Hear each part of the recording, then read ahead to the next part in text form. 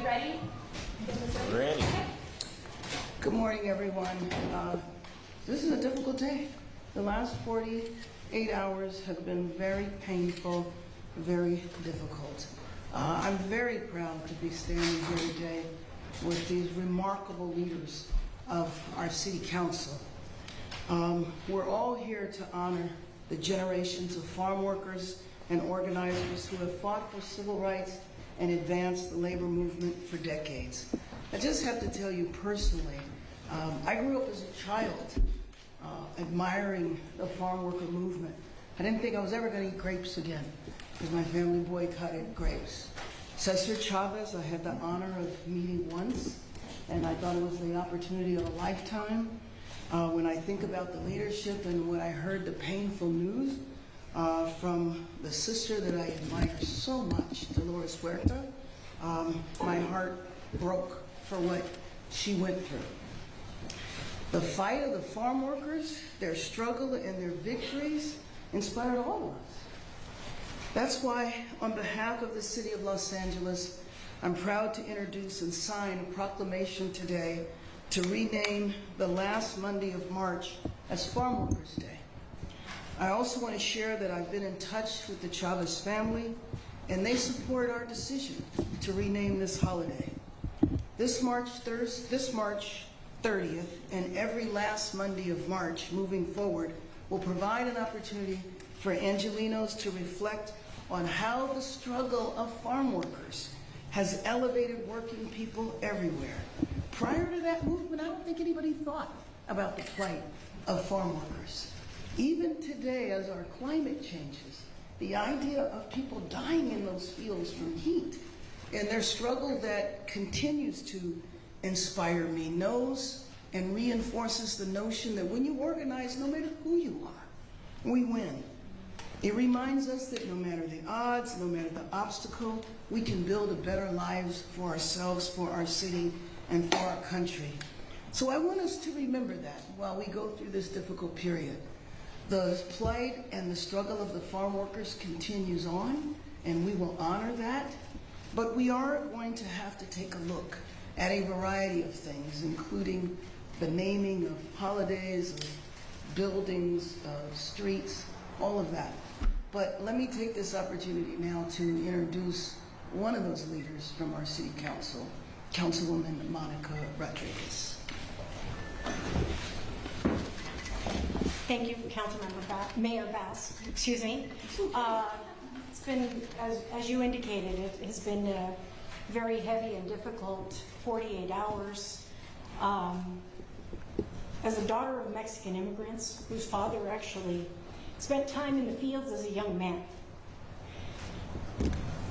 many of our communities, many of our families know the struggle and the fight for the respect and the dignity of the work that they offer in this country every day, to feed the people of this country every day. This fight and this moment was more than just about one man. It was about a community and several communities that were equally committed in seeking the respect that they deserved. Sadly, these struggles still continue as we see the assaults that that our community continues to be subjected to. I want to thank you, Mayor Bass. Your history in the movement for justice across our communities is one that has been deeply aligned with our Latino community, with the Filipino community that was equally part of the origination in this fight for justice in the Central Valley. And we can't forget that. This is a very difficult time for all of us. And the reckoning is real. And it's palpable. We all feel it. But I look forward to anyone who engages in similar egregious acts in history, that the reckoning exhibits itself to anyone else that it also applies to in leadership, that it applies equally. I appreciate that my community has the integrity and the strength to reckon with these new revelations in a very expedient way. And as we do in Los Angeles, we lead by example. And that's what this moment reflects. But we honor the integrity and the strength of the people that are involved in this fight for justice. I am proud to be the daughter of Mexican immigrants, for a community that shows up every day to be of service and to be positive contributors to what makes this country great. We are all hurting right now. We feel the pain. We feel the pain of the victims and those of us inspired by this movement. But the movement has not expired.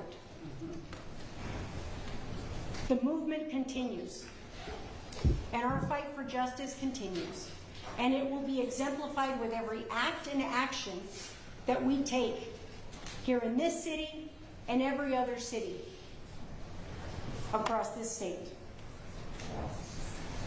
So I want to thank everybody that's been involved in helping to hold each other up in this moment. I want to thank the farm workers who have continued to show up every day for our communities and continue to be the leaders and the tip of the spear of the example of who we are. And I look forward to the reckoning that will occur for anyone who commits an egregious act equally. This is not for one community to bear alone. And so I would like to offer some remarks in Spanish. Para abonar la justicia, debemos ser honestos con nuestra historia, aunque la verdad sea dolorosa. Nuestra misión es proteger a los más vulnerables, romper el silencio y defender la dignidad de todos. Yo sé que tenemos mucho dolor hoy en nuestra comunidad y es importante que saber que la lucha sigue. Somos una comunidad que tenemos la fuerza y el poder para seguir adelante. ¿Qué pasó? Es muy difícil para nosotros, yo sé, pero también yo sé que en nuestra comunidad vamos a seguir adelante y vamos a continuar a celebrar la contribución de los campesinos que está sirviendo a nuestra comunidad y Estados Unidos cada día, haciendo la trabajo. Y es un ejemplo que nuestra comunidad somos un parte de este país y que hacemos el trabajo que nadie quiere hacer. Pero quiero dar las gracias a la alcaldesa Vaz para hacer este cambio. Somos juntos aquí porque somos juntos en la justicia para nuestras comunidades que están afectadas de todo lo que está pasando. Muchísimas gracias. Oh, and now it's